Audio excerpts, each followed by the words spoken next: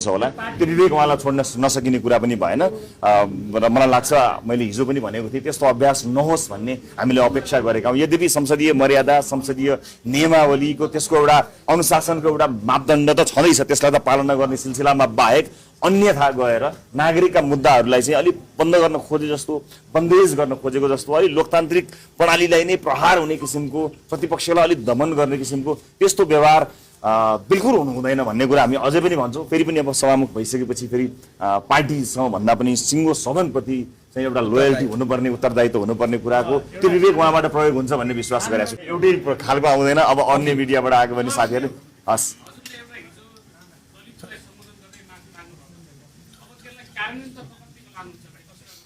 होइन, नीतिले नै त्यसलाई व्यवस्थित नीतिगत रूपमा नै अब हाम्रो बेला के आएको छ भने हामीले बोलेर भन्दा पनि जुन म्यान्डेट प्राप्त गरेका छौँ कानुनलाई नै सुधार गरेर नीतिहरूमा नै सुधार ल्याएर आफूले भनेका कुरा पुरा गर्ने त्यो अभिभार हाम्रो छ। हामी नीतिगत रूपमा त्यसलाई अधिकारलाई अधिकारको रूपमा सुरक्षित गर्छौँ, त्यो नीतिगत रूपमा। विगतका सभामुखहरूमा अलिकति पार्टीको केही जटिल, जब संसदमा जटिलता आउँथ्यो त्यतिखेर चाहिँ सभामुखज्यूले पनि अलिकति त्यो भूमिका चाहिँ निष्पक्ष भएन कि भन्ने जस्तो हुन्थ्यो। त्यो तपाईहरू जति बेला त्यहाँ बेल घेरा हुन्थ्यो देख्नु भएको छ, भोग्नु भएको छ।